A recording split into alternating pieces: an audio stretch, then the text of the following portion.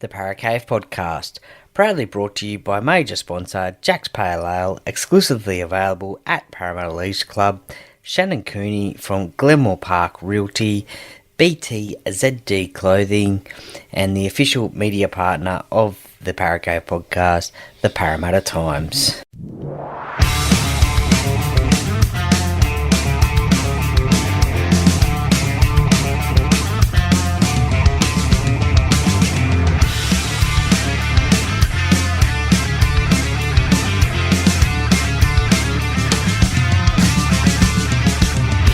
Welcome to another episode of the Paracave Podcast. And now over to your host, Troy Warner, broadcasting live from the world-famous Paracave. And yes, welcome back, listeners, to the Paracave Podcast. Troy Warner here, and this is the interview-based podcast, which comes out each week on a Thursday morning. And look, this week we have a player who played in the New South Wales Rugby League, as it was known back in the 80s and 90s, and he played for the Manly Warringah Sea Eagles. He won a premiership with them in 1987 at the SCG against Canberra, the last ever grand final to be played there, 18 points to 8, and also played for the club, I should say, that I love, the Parramatta Eels as well, which many people may or may not know that he actually did play for them. But I, of course, am talking about Mr. Darrell Williams. Now, Darrell has spent a lot of time in rugby league, both as a player and also off the field as well. Did a lot of time on the judiciary panel as well, which we talk about in the chat. A very interesting little piece there. And also as a coach as well and a selector for New Zealand. Look, Darrell is a very passionate New Zealander. He is really passionate about New Zealand Rugby League. And look, with the Indigenous All-Stars game coming up on the 16th of February, it sort of leads into that. And obviously, look, it's a great concept, the Indigenous All-Stars game, but I thought I'd get Darrell on the podcast for this one leading into that. So, look, I first heard Darrell, I know of him, and I used to watch him play, but I heard a podcast with him on the Point of Difference podcast, Pod Rugby League.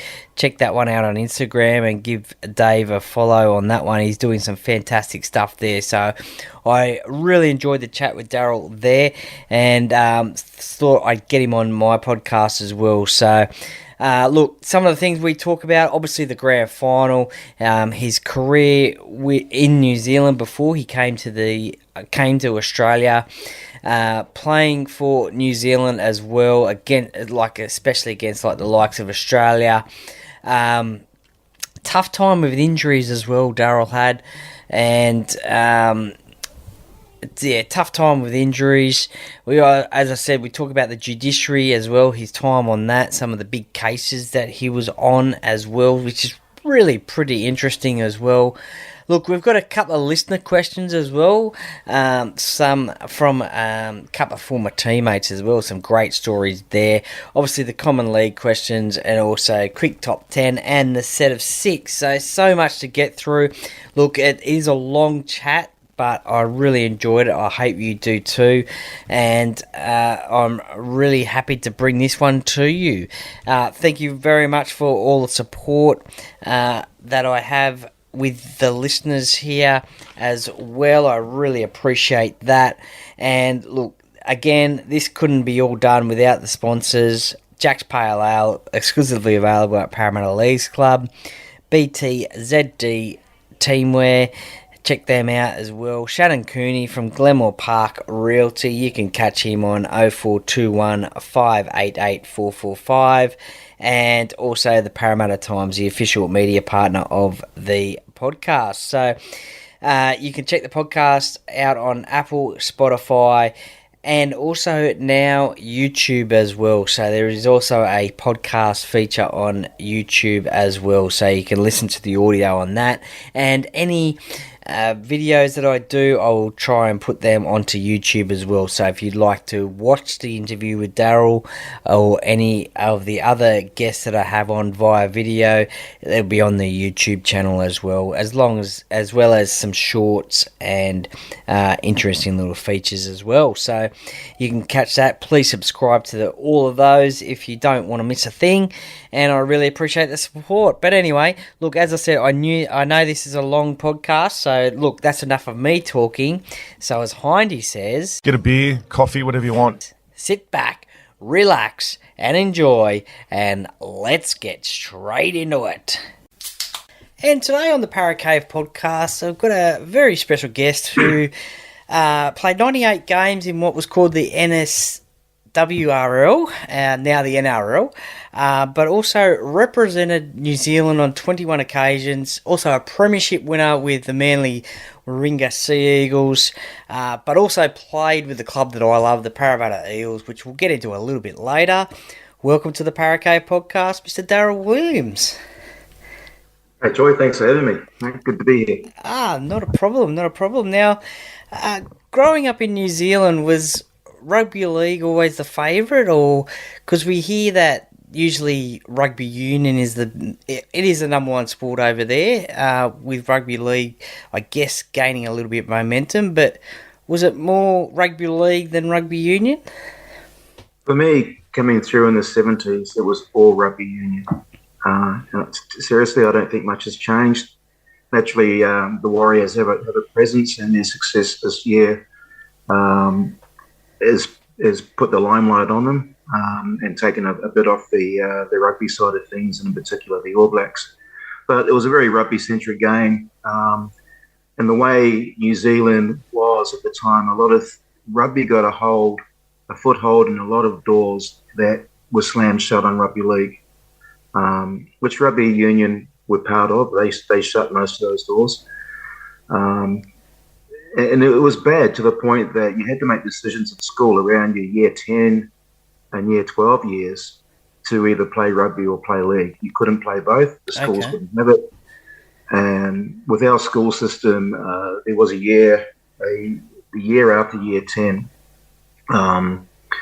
where you could, if your exam marks were good enough during the year, you automatically were rewarded your certificate at the end of the year.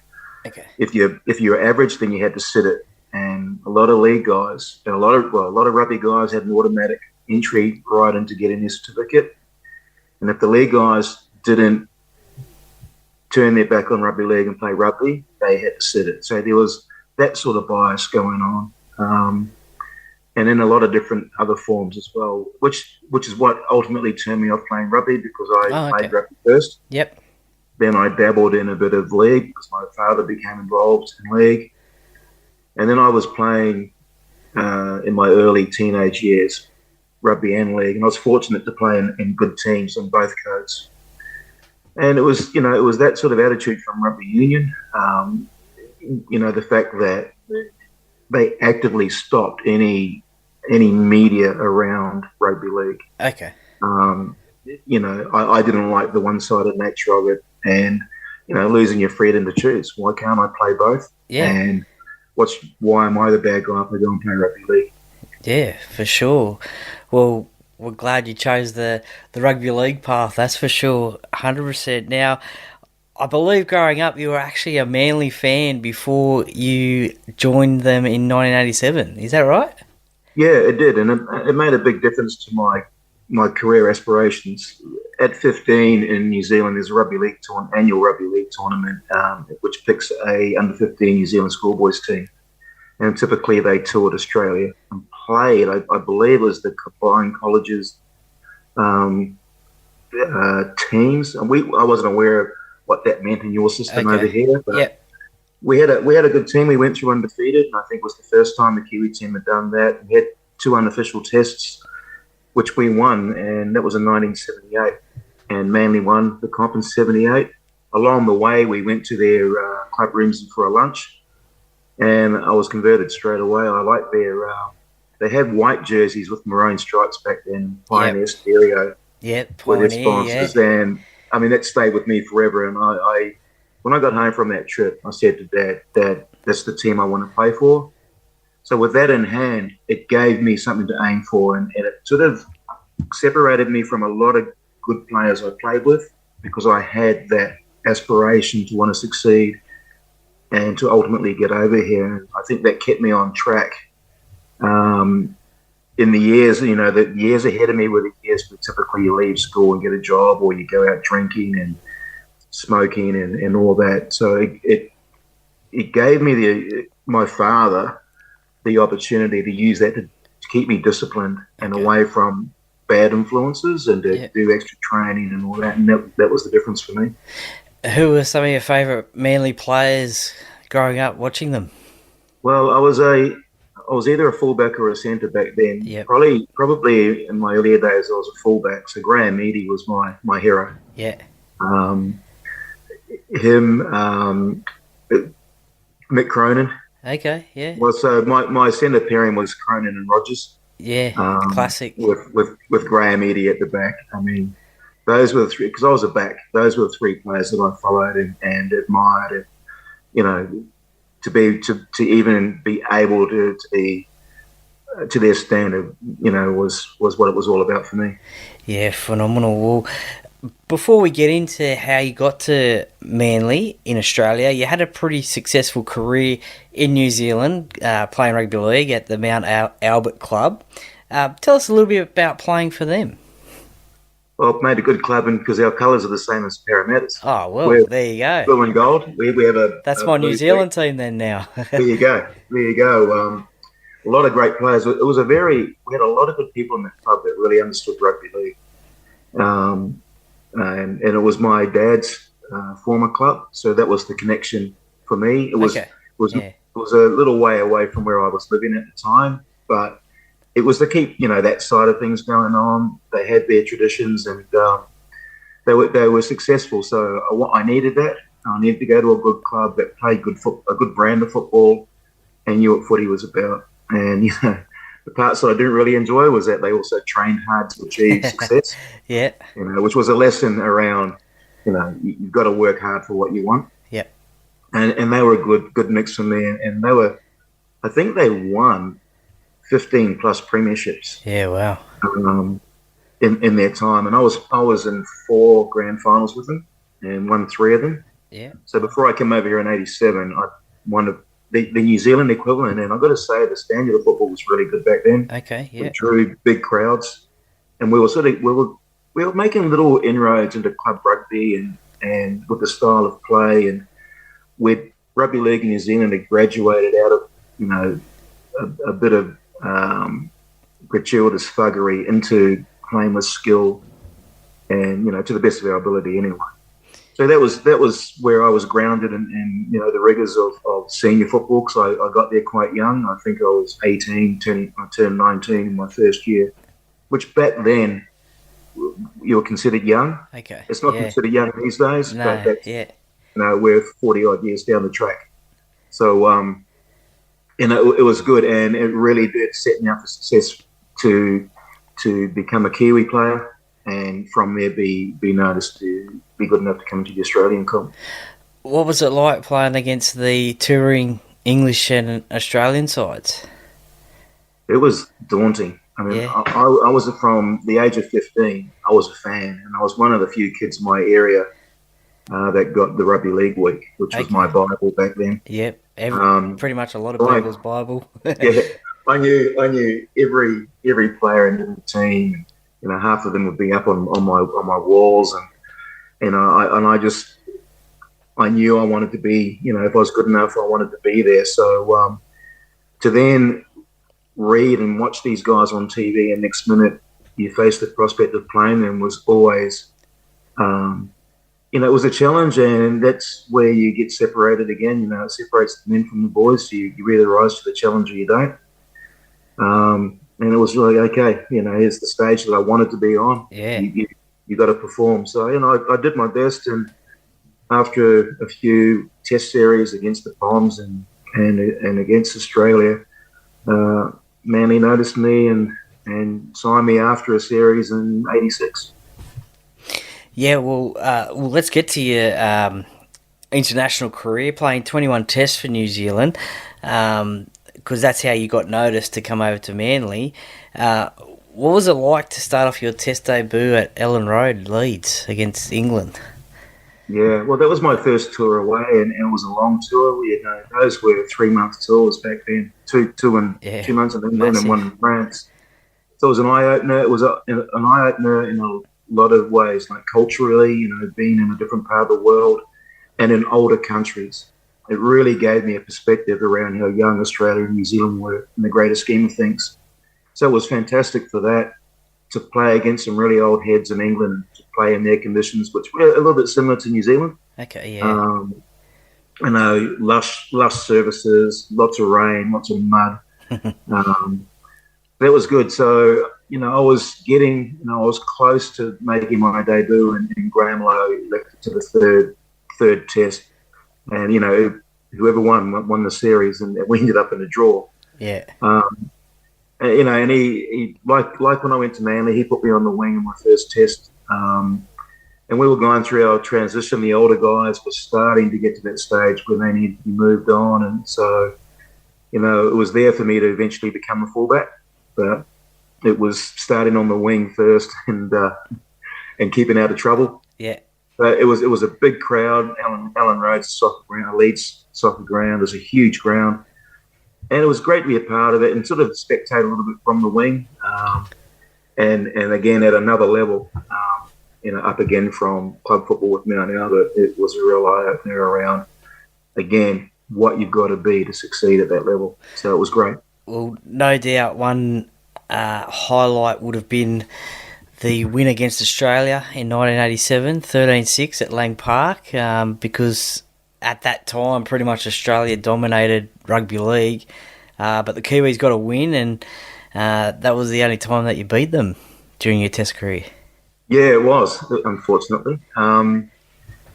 It's a bit of it pisses me off because New Zealand should have done more around that team, because it was a bit of a changing of the guard. As I said before, in the previous 2 years, 85 when we toured England and France, and 86 when we played against Australia in the series, a lot of the old guys that had done a really good job for New Zealand, they were now at the end of their careers. And it was guys like myself and Gary Freeman and Brent Todd were becoming part of the furniture, with Hugh McGann in the test team. And we had some new even younger faces coming to join us. So I think Australia, I think they looked at that team and went, who are some of these guys?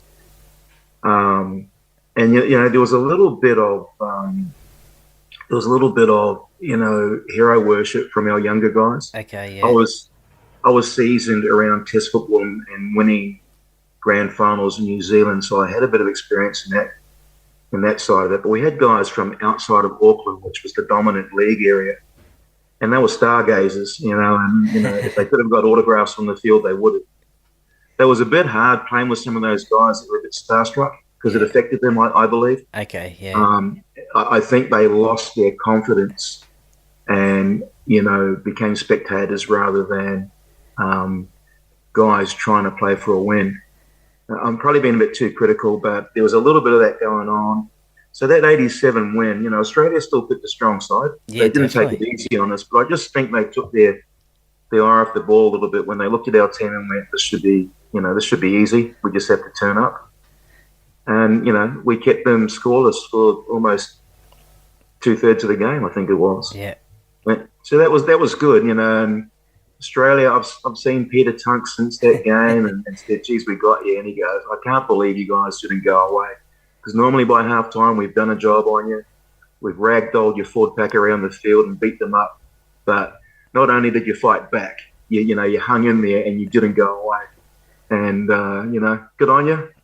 Another level of respect there. And if we had, a good administration and some smart people in the game, we should have capitalised on that, but we didn't. But there was a sign of times to come, that New Zealand were producing players that could compete at that level.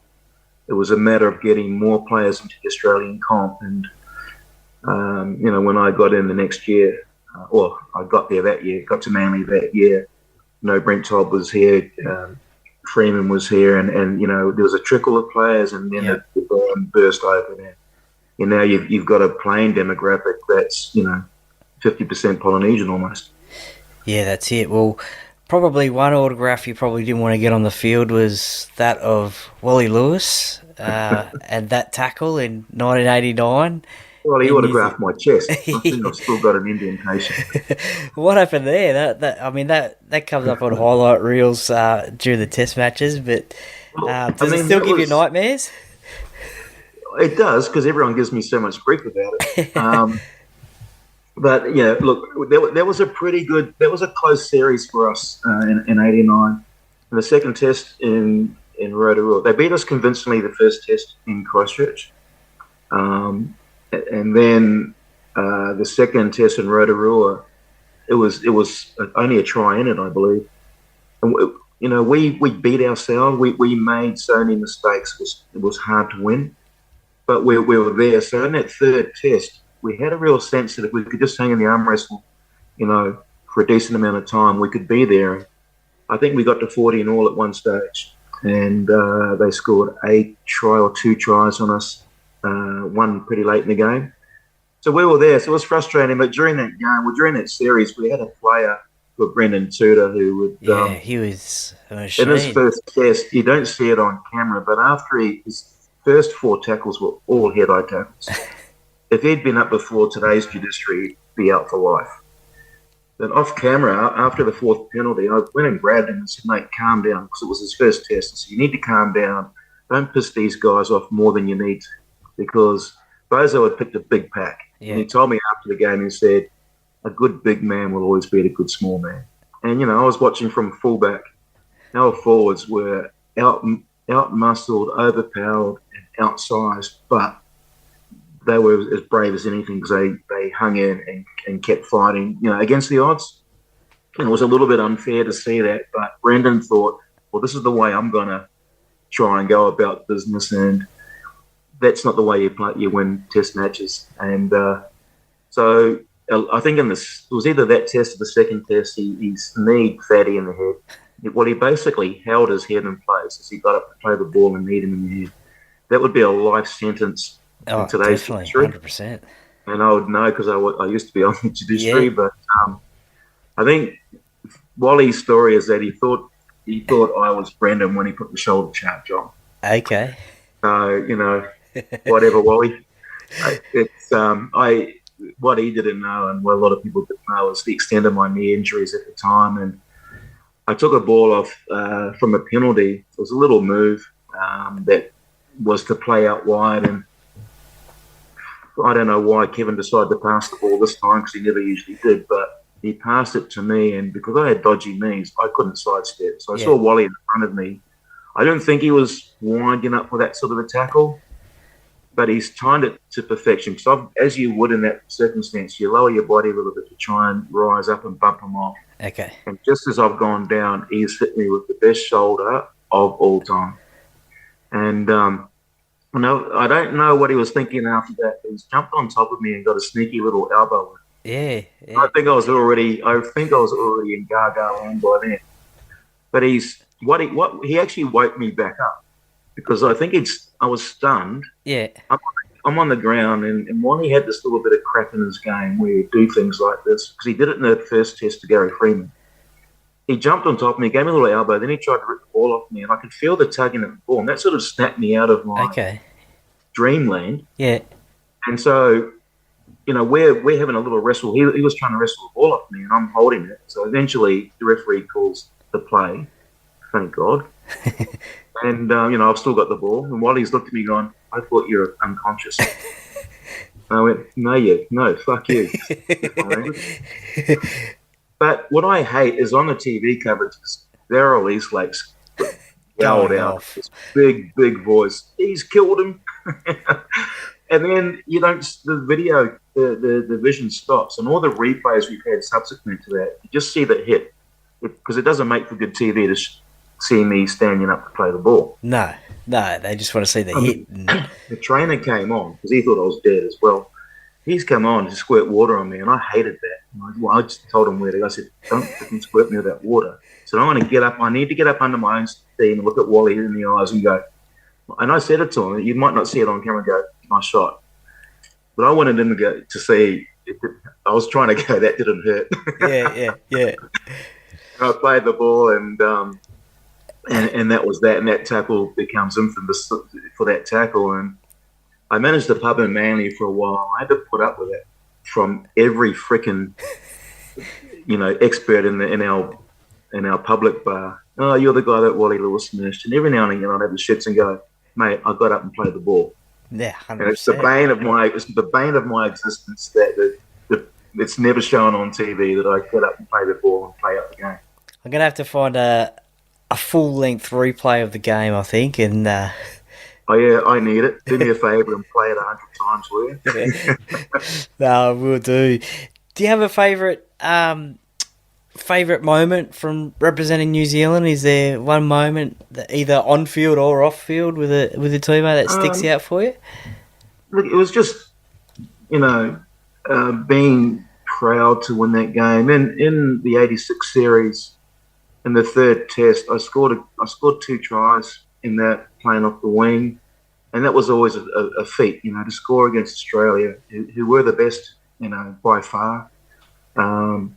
That was always something, and I made 1 or 2 tackles in the 86 test match, and one of them was on Gary Jack, where they had us all sucked into one side of the field and they went wide, and I don't know how it happened, but I was on the wing and I crept infield because we had all panicked and run to one sideline to cover a break. We had a really weak open side, and Hugh McGann, our lock, was on the wing, and I was inside him, and Gary had the ball and Michael O'Connor outside him. So and I think one other player. So we had an overlap, and I left him a hole to run through, and he took the bait. If he had passed it, they would have scored. But he took it, and I just had to be confident I had the speed to catch it. And I got him in 3 steps, and took him to ground so he couldn't pass the ball, even get a late pass away. So from playing your position and knowing your position and luring a guy into a trap, that was really satisfying because Gary was a great player. Yes, for sure. And a great fullback for Australia. And I think in that third test in 89, we put on a move, which I mistimed a little bit and I arrived a bit late, but I made a bit of a break to set up the winger for Gary Mercer for a try, which I think evened the score. And that was good because the crowd came alive and really got behind us, and we should have been good enough to ride that little wave to get over the top of it, but we weren't. Yeah, that's all right. That's some good memories there. Just an unscheduled question, but there's been a little bit of talk about the next New Zealand coach. I think Wendell Saylor on the Triple M Rush Hour yesterday was saying, mentioning Nathan Kalis as a potential replacement. Do you think that it needs to be a Kiwi to coach the Kiwi team, or and who is the best sort of candidate, do you think, to take over from Michael Maguire? Look, I think we've gone with Australian coaches, and I'll leave Wayne Bennett out of it at the moment because we haven't really had anything at home. The standard of the club game at home is not good enough to have a coach the Warriors. I could name one. His name was John Ackland, and even Brian McLennan, when he was there, did a great job. And they're both ex-teammates of mine, so I'm a bit biased, but they were smart players. John's the only one that's had success through the other Warriors team. Yep. He won 2 premierships.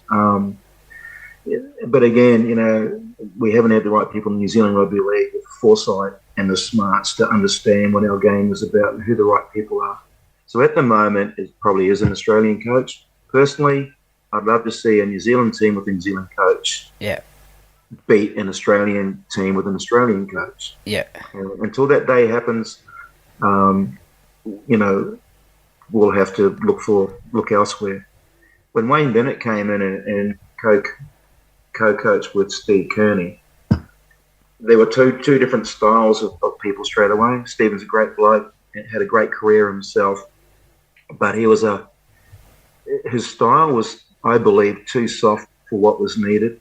We needed to play. We were playing with the big boys, but we were playing with a childlike mentality around not hurting each other's feelings. Well, I'm sorry, you're playing arguably the toughest contact sport in the world. Yeah, definitely, for sure. That's the men's arena. That's where you got to be a gladiator and get on with it. And if you mess up, then you deserve, a slap across the ears. If you do well, you deserve a pat on the shoulder.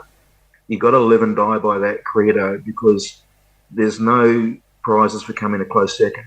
No. And Wayne Bennett identified that. We had a chat after one particular game, and I said, you'll see in how Steve talks to the team where the boys are lacking, because it's mental, it's not physical. The Kiwi boys have been strong enough to compete.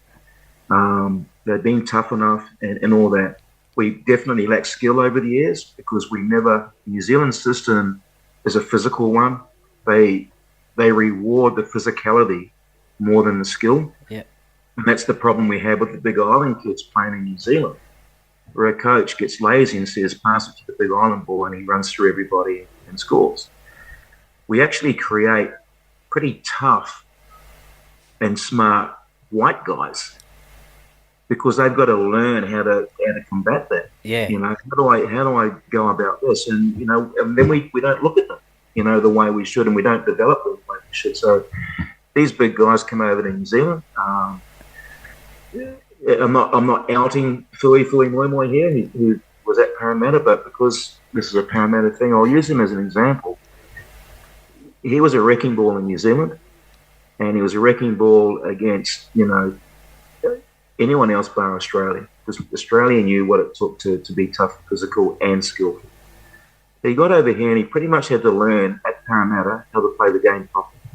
And it took him a year or two, and he understood that you needed to be fit to play.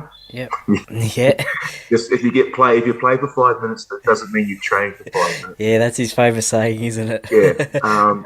But that's born out of a mentality. That shouldn't even be in your thought process. No. Because I remember coming over here and getting absolutely flogged at Manly. And I'm going, oh shit, this is another level. And I came from a club that trained really hard, which I already couldn't handle. So okay, yeah.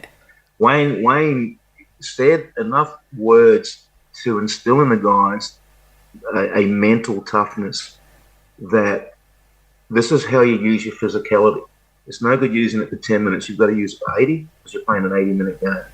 But this is where you use it smartly. Don't blow your load too early, because you've got nothing after that. You've got to be in the arm wrestle. And while Wayne was there, we go from a team that competed okay and with dignity, but still lost. From that we became world champions and Four Nations champions. And, again, I go back to the New Zealand Rugby League. They didn't have a way of continuing that on. Once Wayne left, it fell by the wayside. Okay, yeah. And then it just became, we had guys playing in Australia that understood, and they were then making up the numbers of the New Zealand team. So we were competing a lot more and winning the odd test.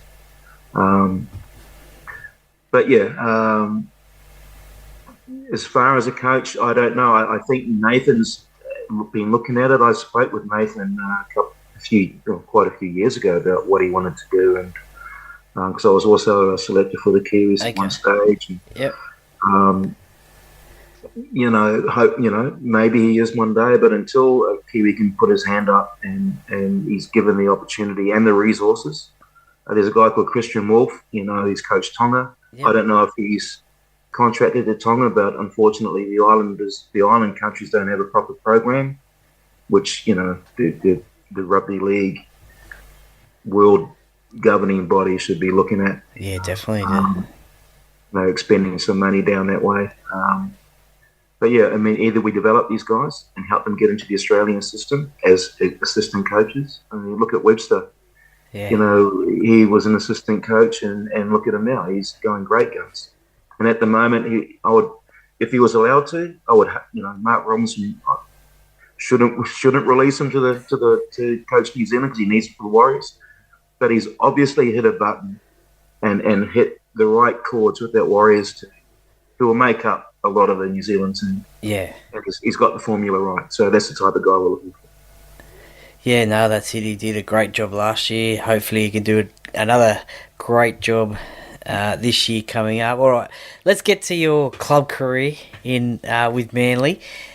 We started off at Manly, and as you said, they scouted you from your New Zealand days. Were they the only ones that were interested in you, or was there other clubs that wanted you, or you just wanted to go to Manly? No, the Roosters had called me with a similar offer, but it was already Manly. So they had no chance. The money was the same, but I was really aware of who Manly had, and I was aware of their past and their coaching, and where they'd sort of lost games. And one of my standout memories is that they had a lot of superstars go through that club. There were a lot of internationals there. They had internationals playing reserve grade, a lot. So I was quite aware of what the club was about and how they played, and probably where they'd come unstuck. And I think I'd showed in that 86 series against Australia that I had a solid, whilst I wasn't the most exciting player, I had a steadiness to me that wouldn't let you down. Okay. Yeah. So at the very worst, I wasn't going to let you down, and it was just a matter of fitting into their system to stand out and maybe become a try scorer, blah, blah, blah. Yeah, well, I mean, it was pretty consistent that first year. You played 22 games in that first year, and you mentioned before that the training was a little bit harder or different, the pre-season training. Was the standard of rugby league in Australia also that little bit higher as well compared to New Zealand? A little bit. It was 1,000 times. Yeah. And that's been the difference in the makeup of a Kiwi team versus an Australian team back then. Typically, Australia would have a state of origin before a test series. So they had the best lead-in of all time. New Zealand, we were picking guys from 3 different countries, Australia, Great England, and New Zealand. And you'd be lucky if you had one run together before the first test. Yeah. And we were playing guys at a club football, which, would at best be Queensland Cup standard. So, yeah, the divide was there. So I think without knowing that, it's easy to say, New Zealand were easy fodder for Australia, but we weren't. And I know from a lot of Australians I've played against, we had enough physicality about us, and whilst we might have lost, they knew they'd been in the game. It was just a matter of time. We had to get more. In lieu of having a robust competition in New Zealand that could provide money and you could dedicate your time to it, which was never going to happen. And again, the All Blacks had everything. Yeah. They had all the resources, and we were the poor cousins, and that still continues to this day, which gives me the shits. You had to be over in Australia, and that's why you've seen the flood of players over here going, I need to play with the best. So the training was a different level. The football was a different level because it was hard all the time. There was no let up, and there were a ton of great players over here. So you played with injuries so that you can give your teammate a leg up into your spot. Yep. Everyone was doing that. I came over with my fair share of injuries, which I hid from the club. So I'm quite happy that I played so many games during the year, but I also had a turning point halfway through where I might not have had the ability to keep going because my knee needed a reconstruction. Yeah, wow. I saw the top doctor, which is Merv Cross, at the time, and halfway through the year we were second and Balmain were first, and we had a game that we played them at Brookvale Oval. I'd seen Merv that week to either go in for a reconstruction that week or to put it off. And I put it off and said, I'll see how this game goes. We blew Balmain off the field, and I scored a couple of tries, so I was feeling good. Yeah, the pain goes away when you're doing that sort of stuff. Yeah. And I knew we had a team that not necessarily win the grand final, but be in the grand final. That's all you need, is to be there. Actually, I'm lying. I knew we could be good enough to win it. So, it became my scene out the year thereafter became one of needles and painkillers and being there with the team that I wanted to be there with, and to come over in my first year and win a grand final, there was a dream. It was unbelievable. Yeah, absolutely. Well, Cliffy Lyons put on a masterclass that day, and he ended up getting the Clive Churchill medal. But do you think it was the Englishman, Kevin Ward, who probably should have got the award? Because he got a lot of raps for that game, but especially playing from England and then playing in Australia in the heat. It's a big effort to fly over and then play in the heat. The semi-series and the grand final was played in 30-plus degrees. Yeah. That was something I struggled with all year, was the heat. Okay. It was just different level because it was every week, not a couple of weeks where it was hot in the summer. It was hot all freaking year. Kevin Ward was outstanding that day. If you looked at it from, say, my point of view, it was a frustrating grand final because Cliffy ran so much with the ball. He kept running me and Michael O'Connor out of position. Okay. Because he was running sideways and, yeah. Canberra were giving him so much room and leaving that many different holes. I don't think it was intentional. I just think it was they weren't defending really well, and it was hot, and they came out looking buggered right from the start. And we went, "What's going on with these guys?" I think they warmed up too much because they were all sweating like bad, like they were terrible. Yeah. Plus, they played an extra game against the Roosters, who we'd beat in the lead up to that, so they had a bit more wear and tear on them. So, by design or not, they left that many holes. Cliffy kept running all over the place. So it looked good, but it wasn't good for me. And I remember during the commentary, when I've since watched the replay, Rex Mossop asked Wayne Pearson, the commentary, goes, "Have you sighted Darrell Williams?" Okay. I haven't seen him. And I'm like, well, you would see me if Cliffy passed me the ball, but he kept running and running and running to the point where they were just last-minute options rather than a typical backline play where, hey, Cliff, why don't you throw it to Michael Nye and see what we can do and back us up? yeah, fair enough. But I still wouldn't have any other 5'8" in space. I think he was one of the best players in the comp, one of the best competitors in the game, and I wouldn't swap it for the world.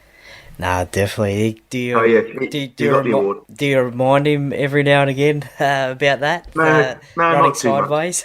Not too much. Not too much. I mean, when you look at what he did for Steve Menzies, the joke at Manly is Steve should give him at least one of his houses.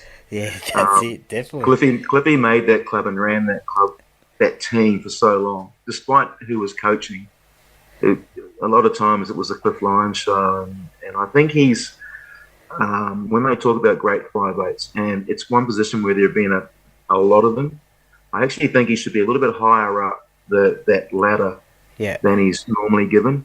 And again, I'm biased because I played with him and I know how much he competed on the field. So, yeah, but that grand final, he got the award and no one's going to take it away. Kevin Ward was amazing. Would he have been like one of the best in celebrations after the grand final then, Cliffy, as well? Or who was the best on ground? I think we all came first equal. Yeah, fair enough. Gave him a good shake. That was a pretty good time, and it was quite a big period because after that game, they restarted the World Club concept. So we went over 2 weeks later to play Wigan. That's right, yeah. And then we had a week in Hawaii on the way back. So I think we drank non-stop for a solid month. I don't think it took me 3 years to get over it.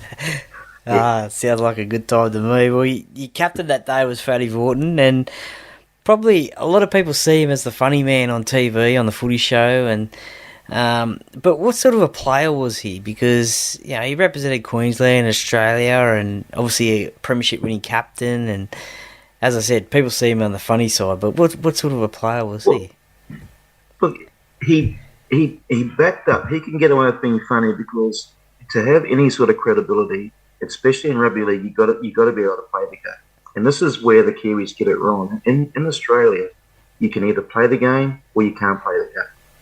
If you can play the game, you can, within reason, you can be a funny guy, like Fatty, and get away with it because you've already got your credibility as a player. For me, he was a captain that led by example. In the playoffs, in the Roosters game, which I consider one of the hardest games I've ever played. Okay, yeah. he got split. It was friendly fire. Cliffy came over the top. They were both in the tackle, and Cliffy hit him with an elbow and split his eye down there, which required 1,000 freaking stitches. Yeah, wow. But I think the doctor got him with the staple gun, as they did, and he started doing it on the sideline, and he kept on putting the staple into the wound rather than across the wound. So they had to run him into the changing rooms, and you didn't have time for anaesthetic or anything. You just went straight in with the fish hook, put a couple of zippers in him, nowhere near enough, and he came back out. And I didn't think he was going to come back out, but to see him still bleeding from that eye, and I think he popped in the first tackle he made after he came back on. I think he popped half of them straight away. Yeah, wow. And you can virtually see a skull. So that was inspirational. And when we got to the grand final, you had somebody that you would follow because he was prepared to do that for his team. So, who are you as a player to question, whatever he says to you, ask you to do. But he was one of the funny things personally he did. It was only with him and Dale Shearer the other day. Was in my first game for Manly. We played the Dragons at the Canterbury ground. I don't know why we played them there. It was raining. Okay. I was on the wing, and like the start of my Test career, I think Manly went, let's just put this Kiwi on the wing, and if he stuffs up, he's over by the sideline. It won't cost us a game, hopefully. So we played out there, but it's my first game for me. I played some trials and all that, but this was the first competition game. So I'm in the corner making my own little space, and I'm looking at my jersey, and I'm building a shrine to you're living a dream. My dream's coming true, and I'm about to then put that jumper on, which is going to transform me into I'm a professional, a real professional. I'm playing the man's game in a man's comp with the best of the best. I'm doing that, and Fatty, some of his stupid humour, but then I'm waiting for the big. I'm waiting for what's going to be different about the team talk compared to what happens in New Zealand and all that, and I'm going to compare him to the others. He comes out and says, just really corny, he goes, "Okay, boys, we need to get out there and snuff out these dragons." Okay, snuff out these dragons. And then half the team, there are guys in the team that are vomiting in the corner because that's what some guys do. Some guys are just pent up with nervous energy, and other guys are listening, for words of wisdom. And he comes out with a corny line like that, and I'm looking at him. I'm looking at my jersey. I'm still, feeling the brand new and all that. Yeah. I hear that, and I almost broke out in laughter. Like, you can't be serious. But just a sidetrack from that, when Matthew Ridge came over, he said, what I noticed about you, the Australian players, was that you could joke around until 5 minutes before the game. And he said, I came from an All Black background where we'd be silent for an hour in the room. Yeah. No one said boo. It was just full on the game. Nothing else existed. There wasn't a word said in the room. As I came into your change rooms in the first couple of games, I noticed you guys were talking about what you did the night before and the weekend before, and it was just a circus. He said, but 5 minutes out from the game, it was like someone flicked a switch and you're on game mode. So the lesson I learnt then was, you've done the training all week. You weren't gonna learn how to play the game in that last hour before. So he said, that's where I went. Oh, that's the professional attitude, because when you need to switch on, you switch on. So, Fatty did that in the first game. That was his humour, and he did a lot of funny things because he's a genuinely funny guy. Yeah. But he was a great captain, and I was happy to follow him anyway. Yeah, no, that's for sure. Great player and funny man. Grew up watching a footy show, that's for sure. Unfortunately, injury strikes the next year and a few years after that. How difficult was it to deal with injuries all the time, like mentally? It took a toll. Look, it took a toll because I came over with a knee that needed reconstruction, and I put it off. So I had to hide a lot of deficiencies because, as anyone knows, if you don't have a medial ligament, you just fall over yourself, and I used to do that all the time. I can see in the grand final, I can see myself in the background. I just fall over for no reason.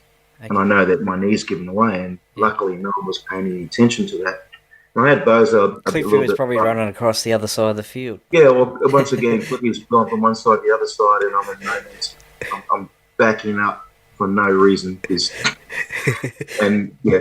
Anyway, but so I had to learn how to adapt and play a different style because I don't know if I had the ideal attitude around injuries because I was greatly influenced by my dad who was a tough guy and there's tough guys and there's tough guys, and he was at the extreme edge of toughness, and that all rubbed off on me. And I didn't really have a choice in that in my younger years. So I played with broken collarbones and that. So I had a good pain threshold until I didn't, and 5 or 4 reconstructions later, it was starting to weigh on my mind because I think I came over in '87. So at the end of '87, I had a knee reconstruction. In '88, I had another knee reconstruction and missed bloody rest of the world versus Australia game. Yep. A year later, I had another knee reconstruction. Yeah, wow. And it just started to play on my mind because in my left knee, they couldn't repair the medial, so I had medial damage and anterior cruciate damage. And because I tore my medial twice, they couldn't even put a synthetic one in there because they couldn't put it in the right spot. So I played half my time in the Sydney comp without a medial on my left. Yeah, wow. So it just, so I'm not going to step off my left because my whole knee's going to give way. And it's more the remembering the feeling of the knee ripping apart that plays on you. And I rehabbed every year. I didn't have a summer for 4 years because I was always rehabbing in the gym and trying to get fit for the next year. So that was bad. And it just made, broken thumbs and things like that insignificant compared to that. So, and I'm not the only one. Again, this is what I did. Yeah, but I know that players did the same. So yeah, look, it took a lot of my attack out of me, and in two short years, I went from being quite a handy. I had a handy amount of speed on me, and then the way my reconstructions were done, they cut. There's an iliotibial band that goes from your hip down to your knee, and it's the hard part of the side of your leg. They cut it off, pulled it around my knee, and stapled it back on. It was a bit of an experimental surgery in that regard. Yeah. It was designed to try and give me more rotational stability in the knee. But all it did is it tightened me right up, so I couldn't stretch out anymore. So it was that tight, and I suffer from the pain of the tightness today. Okay. But I lost all my speed in 2 years. Yeah. I went from being fast to being average. So I went, if I'm not scoring tries and I'm struggling to keep up, I've got to at least be a good defender. So I sort of made sure that I could be physical and at least hold my own in that regard. Yeah. And, I eventually come to Parramatta, and they find out about all my injuries pretty quick smart. Well, yeah, I mean, you had a pretty sort of disappointing end to your Manly career to end up at Parramatta? Yeah, look, I wasn't aware enough. I'd struggled that much with injuries, and I was playing games, and I wasn't loving it anymore because I was continually in pain, and I kept getting told by my trainers, they kept stopping me from training because they said, you just look like you're in a ridiculous amount of pain. And I wasn't complaining to them. They were seeing me. Okay, yeah. And they would make me rest. And it wasn't enjoyable, and I was getting a bit long in the tooth, and I probably wasn't training as hard as I needed to. I was over it because I'd spent so much time rehabbing and training. And in hindsight, I should have taken the other road and just got in and done it even harder. But I should have made a move to the forwards. There were a couple of coaches. Alan Thompson put me in the second row on that block a couple of occasions. Okay. And they knew I could handle the defensive load. That wasn't a problem. I actually liked tackling. Yeah. But I probably lacked a little bit of knowledge around positionally where to be on the field from an attacking point of view to get into the game. But, an off season would have cured that, but I just didn't make or put my hand up to make that move. So ultimately, I realised that every year Manly brought in another centre to cover me, and I wasn't really noticing that. I was probably out drinking too much and just getting on with that side of life. Listen to all you young kids. keep your head in the game. Yep. So I think, they made an exit plan for me without telling me in my last year in '93. I think what started the rot was, I played a few games at the start of the year in first grade, and Graham Lowe got sick and Bozo came at the club. And I think, after being out of the club, if Bozo was coming back, he made a lot of plans around what's the future going to look like. And clearly I wasn't part of that. At that stage, I wasn't part of that plan. I hadn't shown like I wanted to be there. Okay. And really get in amongst it. So that's where I let myself down. And upon reflection.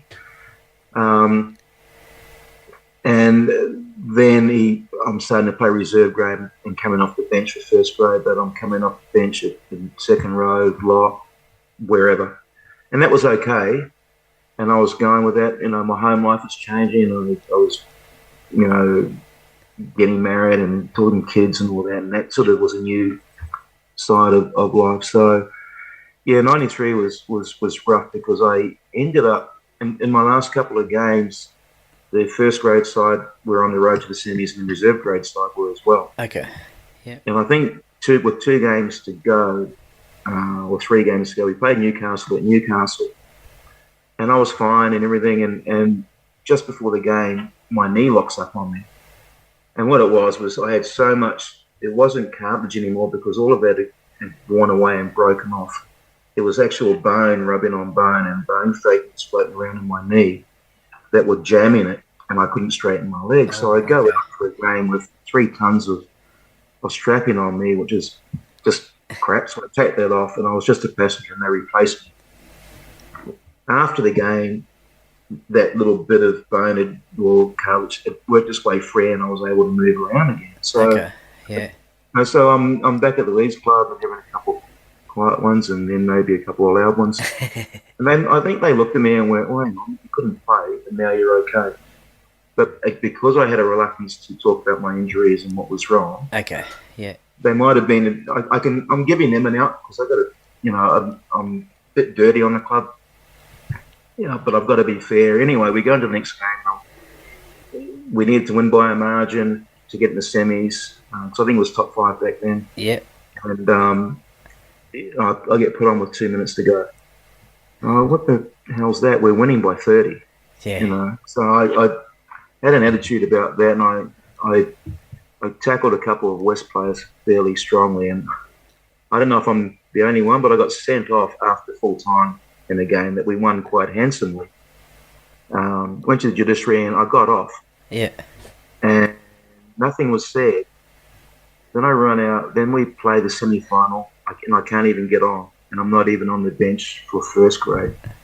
So I went in and saw Bozo and the coach, Marty Gurr, and said, "What's going on?" And I probably said a couple more words like, I can't even get around these days. What's going on? I don't say much more than that. And then the next training run, for the semis, I go out and Marty Gurr just tells me for reserve grade training, he goes, "You're not required." Okay. That's all he said. And I went, hang on a sec. So I went back and went, "What did you say?" He said, "You're not required." And he didn't elaborate or anything. He just had a really shit look on his face, his arms crossed in front of his chest looking down. And then I went, "What the fuck?" Excuse my language. Yeah. What the fuck does that mean, Marty? And I thought we were friends. So I walked back in the changing room, and that was it. So I don't like that. I thought I put in enough effort and played with enough injuries and destroyed my body. Not that I don't want credit for that. I thought I'd put in time there. I would have played a lot more than 100 games. 98 games. That also annoys me. Because I had that many knee injuries or reconstructions and whatever. I lost probably 2.5 seasons in games. But yeah, I left. It really took the wind out of me because that was my club. Yeah. And anyway, life goes on. I thought I had a deal in England that fell over, and made a last ditch call with all my my wife did actually. And where do I go? Parramatta. The Eels. Parramatta. Yeah, Parramatta. well, your first game for Parramatta was at 5'8", and your halves partner was Stewie Galbraith, fellow Kiwi. Yeah. Great bloke, I should have Stewie. told him to just cut me out. Do a cutout, do it, mate. Do a cutout pass. So I go to Parramatta on a deal that wasn't very flash because every club had bought their players for the following year. This is Yeah. So November, December. I'm in no man's land with nowhere to go. So I've got to humbly take whatever's on the table. It wasn't matching. Parramatta, Manly were, like Manly and West. There was a little rivalry there. And I'm going, shit, now I'm playing for my heart was still at Manly. Yeah. Now I'm playing for a rival. So I go there, and at training, the physio discovers that I've got all these knees. He actually has a really good look at me and went, you should be in a museum with those knees. So he makes me get a whole lot of x-rays. And I remember going to his practice. I can't remember where it was, but it was out towards Parramatta. And he got the x-rays, and he went and got every other doctor to come and look at me. And they all looked at the x-rays, and they're all looking at me like, there's no way you can possibly play football with knees like this.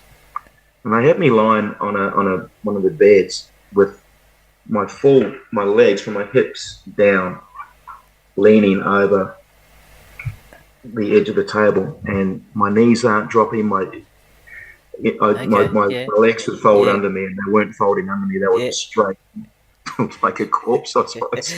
And they were going, this is, you're kidding yourself. You're going to do a lot of damage by continuing to play. I had a staple coming out of my knee that was giving me a lot of grief. So they made me, they recommend I get the staple out. So I had the staple out, so I missed a couple of games. So I actually started late at Parramatta. So when I do start, my son's born the morning of my first game. Yeah, wow. So I'm still living on the Northern Beaches. And I'm driving. I've left hospital. My wife said, "Look, go and play a game and come back." And it was a night game. I can't remember who we played. It might have been St. George at night at Parramatta. And Ron Hilditch puts me in at 5. I've got no idea what he's thinking there because it's the one position I'd never played. Okay, yeah, interesting. Yeah. Maybe you thought it was the Kiwi connection with Stewie. Maybe you might have had a connection. Maybe or I don't know what he was thinking, and that'll go into his coaching throughout the year. I don't know what he was thinking a lot of the time. It was. My life had changed. I go out there. I've got a kid, and I found it hard to concentrate on the game because I'm thinking of my wife and my baby. It was 7 weeks early, so there was a couple of issues there, and I don't know. I just felt the football just leave me in an instant. It was just my desire and wanting to be. I'd lost it all. No one to blame but myself. And I didn't really want to be at Parramatta because we were rivals. But I also knew I was lucky to be at Parramatta because it had a proud history. The setup was great. But Parramatta were going through a bit of a transition in those years, 94, 95, which every club does. Yep. So not good timing for me, but. I love going there. I learned, there were things that Parramatta were doing that Manly weren't. They could have taught Manly a lot off the field around training at the time, especially around water rehab, which I thought was quite amazing. But I love the setup, and I just love being in a ground that had a history of the Cronins, and the team from the 80s that was so successful, and only recently, comparably, the 86 team. So I felt that. I felt the Kennys and the Ellas and the Sterlos in that club and around that club still. It was just a shame that it's a transitional period. And, I'd come from some pretty good coaches in Bozo and Graham Lowe, different types of coaches, but at the top of their game in the way they coached. And and then you had Ron Hilditch at that time. He was a nice bloke, great player in his day. But probably wasn't the coach that Parramatta needed at the time. I found that a bit hard to get used to. Yeah, well, you just mentioned, just quickly, you mentioned there Kenny, Sterling, Cronin, the big immortal debate. What do you think about one of the Parramatta 80s premiership winning players being an immortal of rugby league, or where do you stand on that? Definitely. Well, if you've got the runs on the board, you've got the runs on the board. And winning 3 grand finals, or winning 4 grand finals in the 80s, and losing other grand finals, says that you were in a team, or you were part of, you helped make a team great. And, Sterling and Kenny were outstanding. I mean, they played for their countries. Kenny was able to play centre if he was needed at centre. He could play 5'8". He could even play lock at a pinch. But yeah, I gather it's not an easy job to pick an immortal from so many selections, and maybe they've set themselves. The people that started the immortal concept probably should have looked at it from an era point of view rather than a one size fits every generation, because every generation is different. Absolutely. I think perhaps they could have had a team of the decade would have been a better indicator, because guys would have slipped out of one into the other and still been named. Okay, yeah. It would have covered a bit more ground, and then you can have your best of your best out of that. But it solves the problem of guys like a Kenny, Sterling, or a Growth. Yeah. We're Cronin missing out. So, yeah, there should be a Parramatta guy in there. I love what you're saying there. I love it. And if you're listening, I hope no one from Manly watches this. Well, just what was it like playing against Parramatta when you're playing for Manly, just with that rivalry? I tell you, my first year, and again, I was a kid in Auckland. Even when I was winning grand finals at the Auckland pub scene, I was still taking centrefolds out of centrefolds. Rugby league week. I'm still taking pictures out of there in teams and putting them on my wall. I'll admit that now because I don't care. That's all right. But I was still, a massive fan of the game. So we had a game. I think it was the first round, and it might have been as early as round 3 or 4. We played Parramatta at home in '87, and I'm playing fullback, and I've only ever had this feeling twice. One was against Wally Lewis Test, where I was playing fullback, and traditionally, you move across the field as a fullback, and you get ready for that fifth tackle kick. You sort of knew where it was going to go, and in this particular test, Wally kicked it everywhere that I wasn't. Okay, yeah. Just got in my head, and I'm like, where the freaking hell are you going to kick the ball next? To the Parramatta game, and again, it was early, so I look up. Parramatta have got a scrum, they're attacking, and they're on our 30. And the game's still early, so I think we beat them 26-4 or 26-8, something like that. But it hasn't got to that stage, and no one's gained the ascendancy of the game. And I look at from fullback, and all I see is Sterling, Kenny, Ella, Growth. And I shit myself. I go, what are they going? I don't know why. But for a couple of seconds, I look up and I lose all my confidence. I'm like, I don't know what the hell's going to happen here. Am I good enough? And I was playing fullback. Am I good enough to make a break? Cover any breaks? And if it's Ella, I mean, have I got the speed to match with him? Is it Growth? Can I physically tackle him? And I don't know. It just freaked me out. And I think, those are guys that you consider heroes when they do that to you, because I've watched them for so long. They've been at the top of their game for so long. And again, the most successful team in the 80s. It was amazing. I've sort of told Dave Lydiard lives around the corner from me. He's a champion bloke, David Lydiard. He played with us at Manly for a little bit. When I told him, I said, mate, there was a game that I played that freaked me out, and it was against Parramatta. Have you got a funny David Lydiard story? Because I know he'll be listening for sure. He's a great bloke, Lids. I message him every now and again, and hopefully he's recovering well, hopefully, I think. Yeah, he had a heart attack recently, so I've been giving him grief about training so hard. I've told him it doesn't pay to go to the gym, mate. Simple as that. Yeah, you need to relax. Because I don't go to the gym at all. So he's been trying to take me to the gym for ages. I said, no, mate, all you get out of gyms is heart attacks. So I've told him while he's in recovery and he's not allowed to go to the gym, I'm going to actually start training now because you're going to put on some weight. I'm going to send chocolates around to your place every day, and I'm actually going to go on a diet, go to the gym, and start to look good. So you'll be a big fat Oompa Loompa in a couple of weeks, and I'll be looking like you were. I love it. But yeah, I'm actually Ray Price has got his annual golf day up here on the Gold Coast. Yep. At the Royal Pines, so I've got a team in that.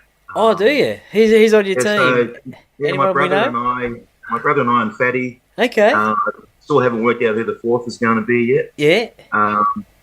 And we've talked in other groups. So yeah, we're there to support Ray, and it's a melanoma charity event. Yeah. I think it's the second year they've had it. So I believe most of the tickets have been sold out. So looking forward to that.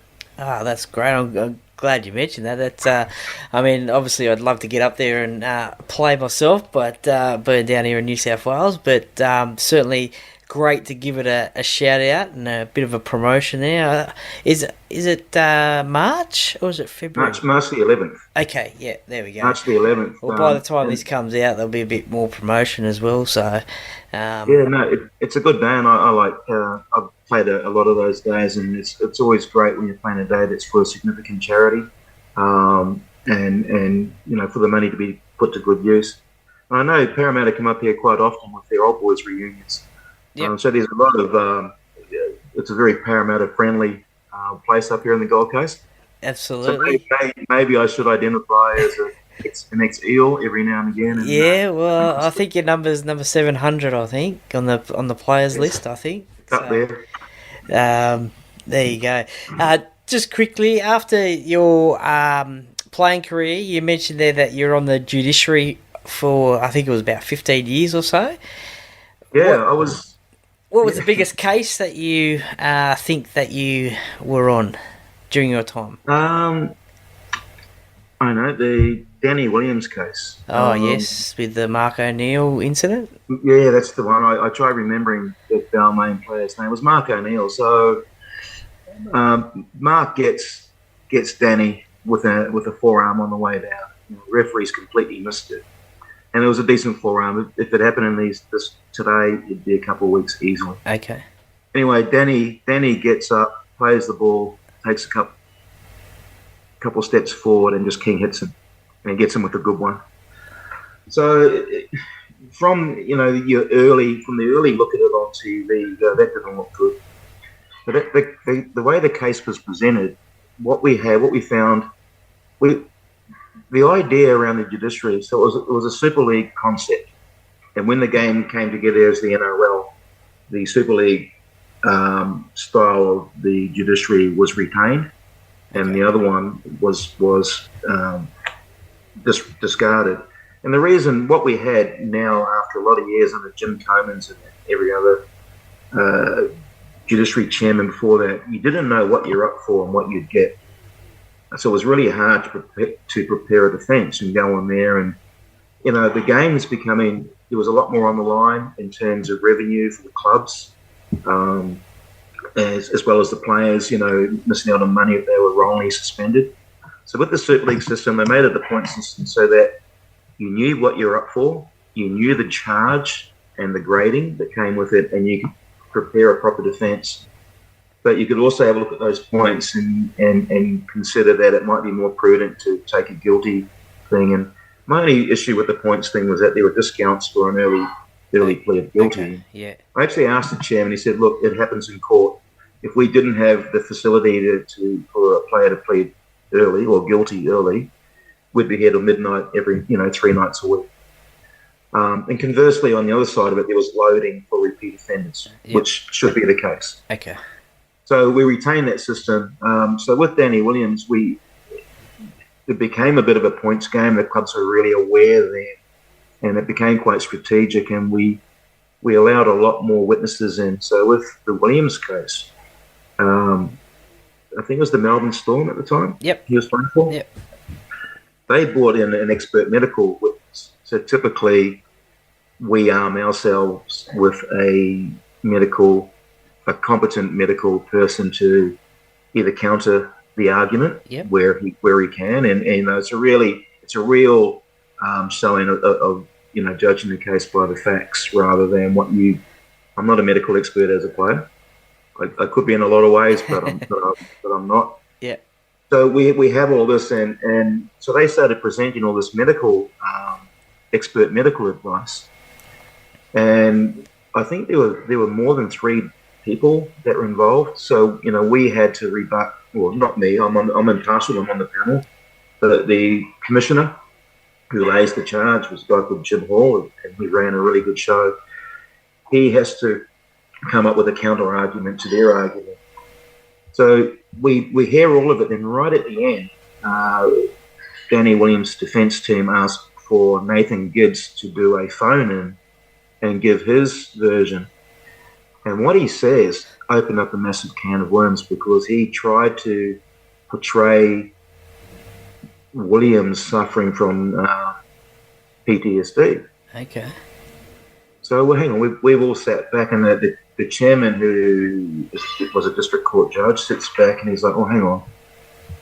He allowed it on the basis of fairness. He could have said, no, you haven't previously, told us you were going to have him as a witness. So he could have, but in the hope of transparency and fairness, he allowed it in. But of course, it became a shit fight, because he opened up a can of worms that had to be addressed. Yeah, okay. So ultimately, we had to suspend that meeting and then reconvene a couple of days later, because we then had to get expert medical advice on what post-traumatic stress disorder did, and where there's a significant difference is that there's a context within rugby league. And I discovered the legalities around this during the Super League years, where gouging somebody in the eye, we all knew what that meant in rugby league parlance. But the smart-ass lawyer came in one day and said, well, what do you mean by a lathe? Is it a working implement? Blah, blah, blah. And the directions from the chairman at the time was, within the context of the game of rugby league, we all know the common application of the use of gouge is when you're trying to gouge somebody with your fingers or whatever. Yeah. So whilst technically it has a lot of different definitions, dictionary definitions in the context of league. So we go to this PTSD, post-traumatic stress disorder, and the argument was Danny was temporarily stunned from the forearm that wasn't part of the charging, and the referee had missed it on the day, so it never came up to be looked at, although the review committee probably could have looked at that. Yeah. And they said, okay, well then how do you describe that playing out to him king hitting somebody? He said, well, it's like somebody waking up from a coma and they flail their arms around and, they don't know where they are and they're in a bit of a panic. Yeah. So that was what they described it as. I think it was myself, Ian Roberts, and Royce Ailiff were on that committee, and we've gone, no, that wasn't flailing around what Darrell Williams did. He played the ball, took 3 steps towards it, and king hit him. So they tried every avenue to get out of it, and the press got onto it, and then they started bagging us, why are footballers adjudicating over, expert medical advice? Who are they? And, which was unfair, because any jury in the land is made up of common folk. Everyone does their time on a jury at some stage. Yeah. So this was no different, other than we had football expertise around having been there and done that. So that was the one case, and we didn't piss off too many players back then. We had a bit of a dilemma around points in the early stages, where we gave 99 points. Okay, yeah. To put somebody on notice. Okay. So they didn't miss an origin, and I think Glenn Lazarus, it happened to him, and so Queensland are in uproar, So, one of the wise, Mel Cochrane, was part of that panel, and he said, hey, listen, we need to let the points do the work. It's not for us. If he's accrued 100 points, then he misses a game. Okay. We can't give him 99 points. So that got us out of that little rut. And we never received direction from the NRL as to let this guy off, don't let him off. That was never, ever subject. What we had to be, the onus on us was to be consistent. And the game now with the bunker intervention and all that, I'm seeing a lot of inconsistency. But I'll leave it there because I won't judge the panel. One thing I did learn is don't second guess a panel who's seen every angle of that tackle at every speed with, eyewitness testimony from the players themselves. So, you got your 2-second experts sitting in the grandstands or in a public bar that has seen one grab of a replay and they formulate an opinion, which typically is wrong. So, yeah, I was just about to ask that. When you watch a game and you see something like a head-eye tackle or something like that, do you say, he'll get 4 weeks for that? Or Yeah, I stopped doing that because I ended up being on so many occasions. Okay, yeah. But unfortunately, and I haven't kept up with how the rules have changed in the judiciary and whether they're taking a softer stance. So yeah. I'm not going to make ignorant comments around something I haven't kept up with. But the game's different now. So from when I played, you caught more accidental knocks to the head. Yeah. Today you get an accidental slap to the face, and it's the biggest crime of the century. And that's probably where I have my biggest issue at the judiciary level was we judged too many plays on slow-mo. Okay, the game's not played in slow-mo, and I don't think enough credit is given to a player in real time for about to execute a style of tackle that changes within a millisecond. Yeah, that's because it. Yeah, the guy's dropped his head or he's dropped his shoulder to try and run over that guy, and the defender not having any ability to protect himself. Yeah, and that's pretty much what half the shoulder charges are. You go on and you get it wrong and you turn a tackle into a shoulder charge because it's self-preservation. You're protecting your sternum. And I've been on the end of those and it freaking hurts. So you bring your arm in front of yourself and we've got no tolerance for head highs, which has sort of changed the game a lot. The way they tackle in the game's way different, not for the better in my opinion. So yeah, it is what it is. That's it. Well, I've got a couple of listener questions, and they're from two of your former teammates that have been on the podcast before. And the first one comes from one of your former New Zealand teammates, Mark Horo. And he wants me to ask you, what is Mark Horo's nickname? Oh. Is this really from Mark? Yeah, absolutely. Oh, he's going to hate me. Because he said that all you guys know how much it irks him, and he has threatened to punch him in the head. But with you, it's okay. Mark, challenge accepted. You skinny little second rower. Your nickname is hideous. You need to deal with it and get over it and look in the mirror and go, yeah, I can see that. Nice. I'll pass Sorry, that. bro. It's hideous. I'll pass that on to him. And the second one comes from your former Manly captain and teammate as well, Michael O'Connor, good old Snoz. And he wants me to ask you, when you first arrived from New Zealand and you lived with, and your accommodation was in Queenscliff, living with Mel Cochran, Tony Iro and Ron Gibbs, what was Ron Gibbs's solution to loud music? Okay, Michael. Michael was a neighbour at a safe distance away from Ronnie Gibbs. So when I got to Manly, and again, I've been to Sydney in 78. I don't think I've been back since. So the club secretary was a guy called Doug Daly, and he drives me from the airport to Manly to where I'm staying, which was in Queenscliff. So he takes me down to where the Manly surf. On the way to taking me to my place, he gives me the tour. And he takes me down to the Manly surf club and drives the whole length of the beach from the Manly end up to the Queenscliff end. Okay. And to me, it was a bit weird because all our beaches have a single name. The whole length of the beach is just one name, but you have Manly, then you have North Stain, and then you have South Stain, and you have Queens Cliff. There's like 4 different clubs in the one beach. Yep. But when I arrive, it's 28 degrees. The sun's out. The beach looks great. The sand was different to anything we had in New Zealand. The beaches that I went to.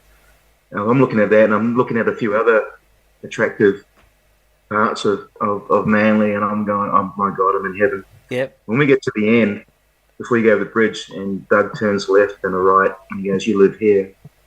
I was still looking out the back window going, what about the water, and what about the sand, and what about those girls?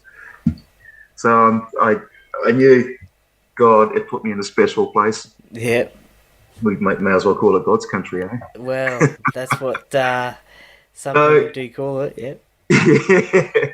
So I'm living next door to Cliff Lyons and Ronnie Gibbs. So Cliffy's upstairs, Ronnie's downstairs in a duplex. I'm in a duplex next to them, and I'm upstairs, and Mark Brokenshire, who was new to the club from Newcastle, he's downstairs. So unfortunately, I was the single one out of a lot of them. So everything in Manly on a Sunday closed at 10 o'clock. We had one club we could go to that probably stayed open a bit longer than it should have, up to 1 o'clock. And it was within 100 metres of my place. So nice. I'm a very friendly guy, so I'd invite people to come around and to carry on with it. Young and dumb. Yep. Single. So we had a few parties around at my place, and one night Ronnie wasn't too happy about it, and we ended up having a bit of a conversation about it, which became a physical conversation, and yeah, so it got a bit physical. Ronnie wasn't very happy, and the club found out about it within the hour. So I get a phone call at whatever time in the morning to go and talk to the club, and I go in and see them. I really don't have a defence because I've woken up the other guys, and I thought I better get on the attack here. So Doug Daly's sitting at his desk, and he's just about to ask me to explain myself. I said, "Doug, you know that guy's half mad, don't you?" I said, I don't know what happened. Whatever. And he said, he just looked at me and went, "Don't do it again. Don't do it again." And I saw Ronnie afterwards. He came and shook my hand, and he actually apologised for what happened. And I said, "I promise I will. I'll tone it down."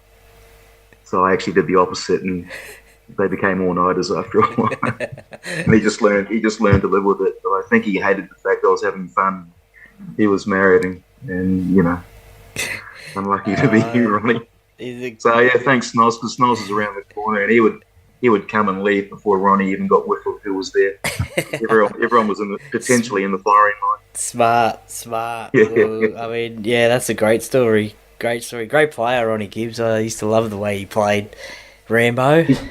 Yeah, look, he gave us, everyone played a role in their teams, and with us, Ronnie gave us a no-nonsense aggression where if other clubs wanted to bung it on, they knew Ronnie would be the guy that would have to get over.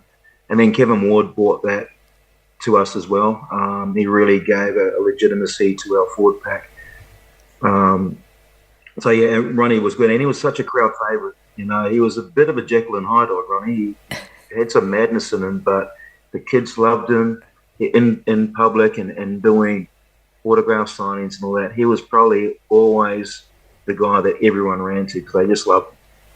Yeah, no, it was great the way he played, that's for sure. Well, got the quick top 10 before we get to the set of 6 to wrap things up. But the quick top 10, it's just basically sort of a yes, no, but it's about subjects.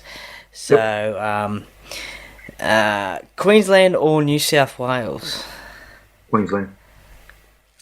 Pavlova, is it Australian or Kiwi? Kiwi. Okay, yeah. Pineapple on pizza, yes or no? Depends how drunk you are. Tea or coffee? Coffee. Star Wars or Star Trek? Star Wars. Arnold or Sylvester? Arnold.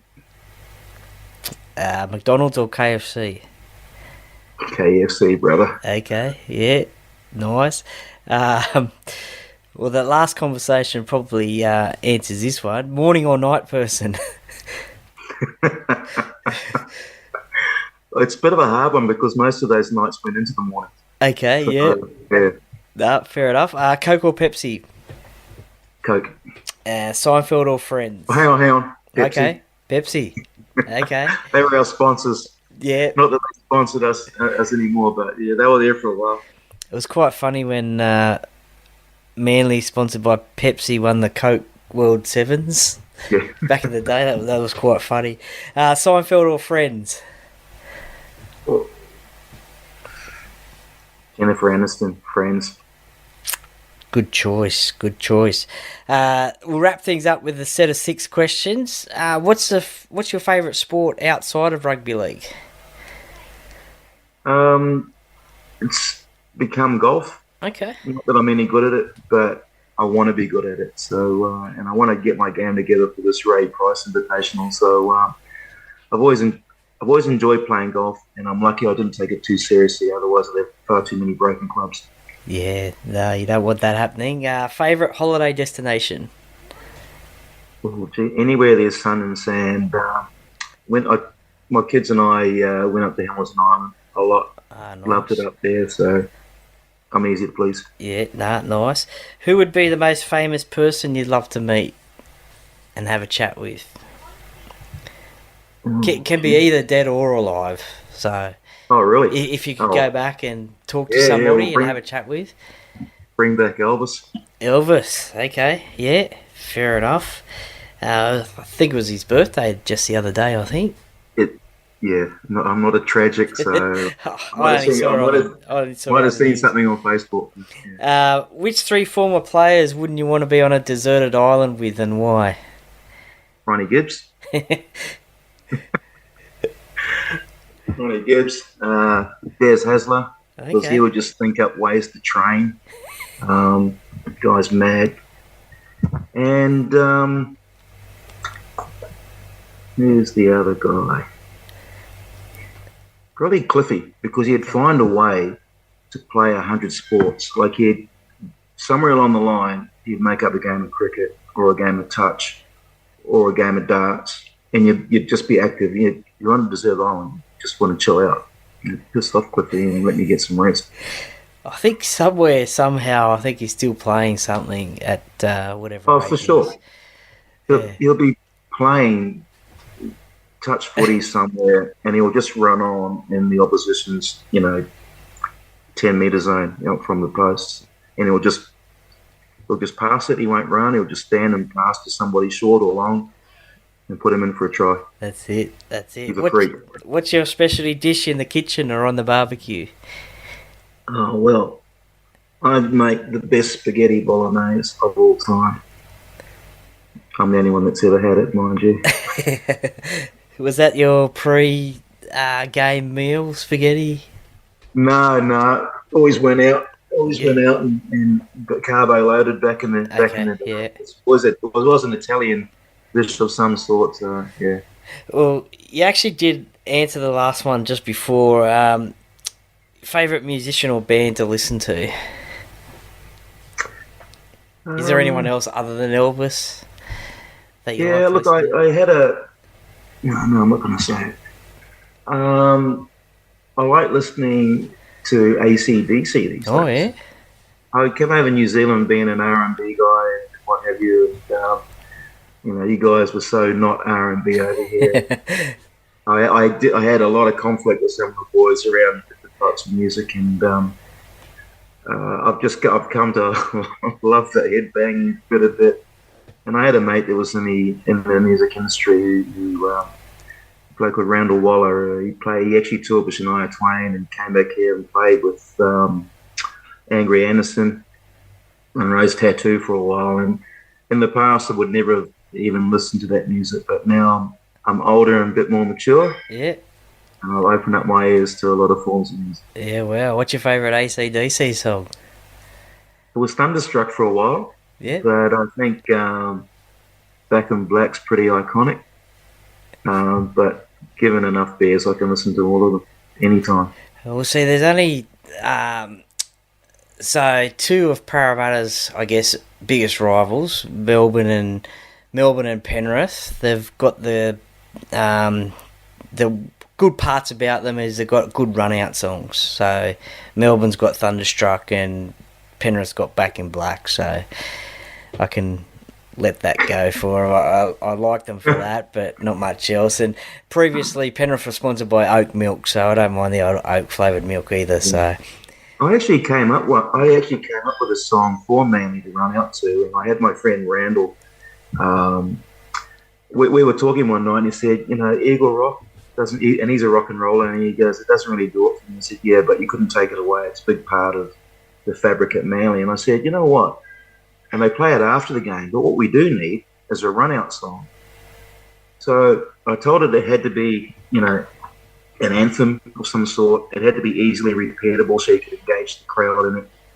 And there were a couple of key words that you probably need to have in there.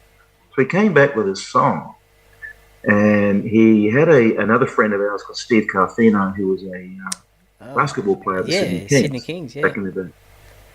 He was a legend with them. So they put the song together called Manly Fly. And it was great. So I took it to the marketing team, because I was actually on the board at Manly for a while. Okay. And Dave Perry was the CEO, and he liked, we were looking at how we could turn the song into something and turn it into some marketing collateral. And because I had the song worded, we could put words, really important parts of that song on a T-shirt. Only 3 words were. And it would have been a whole new line of merchandise for the club to sell. So we were good with it, and unfortunately, we had our wars on the board at the time because it was co-owned with Quantum and the Penn family. And the Penn family just weren't up for it. They didn't, they just put a kibosh on it. But it was a pretty cool song, and it had that get up and go, and it was all about Manly. And then I put some vision to it. I had a guy put the players playing, and Steve Maddow put in off some massive hits, Brett Stewart scoring some tries, and it was great. And I put it out there for people to look at, and they went, "Why can't that can be our pre-game song, our run-out song, and Eagle Rock can be the song after, and we'll keep the history there and all that." So it's a shame it didn't get a leg up. Well, maybe you should go back and see if we can get it going again. Well, maybe when the Pens are gone. And I'm welcome back in the club. I'll do that. Well, I mean, Eagle Rock is probably, again, another rival, Parramatta rival, Manly. Using that Eagle Rock songs probably ruined that for me. Instantly, I think of Manly when I hear that song. I'm sure I'll probably hear it in a few days' time, but... it's an old song, and it's been around for 1,000 years, but it sounds sweet after a win. Well... Yeah, any other game except against Parramatta, that's fine. That's fine. Yeah, well, Darrell Williams, thank you very much for joining me today on the Parrot Cave podcast. I probably could have talked longer, actually, to be honest. I really enjoyed it. If I'm ever up in Queensland, up on the Gold Coast, I'll send you a message and hopefully we can catch up and say good day. Look up for a beer, mate. Yeah, sounds good. Good. Make sure Ronnie Gibbs isn't anywhere near us. Yeah, no, that's it. We'll have to be quiet if he is, not too loud. No, we don't want to change too much. No, that's it. Well, thank you very much for joining me today, and all the best in the future. Thanks, Troy. It's been fun. Enjoyed it a lot, and especially I don't talk about Parramatta a lot, but I was there and I had a great time there, even though it was at the end of my career and whatever. No, it's a great club and it still is. Sorry, just quickly, do you ever get down to the Parramatta reunions at all? No, I don't. I just didn't feel like I was there long enough or participated in first grade enough. I just feel like a bit of a ring-in, to tell you the truth. Maybe one day. Oh, look, you're always welcome, mate. Always welcome. You've donned the blue and gold, so... Well, Dave Lydiard tries to take me along every single time, so maybe this year when they come up, I'll put my head in. Sounds good. Well, thank you very much, Darrell. Yes, Troy. Pleasure.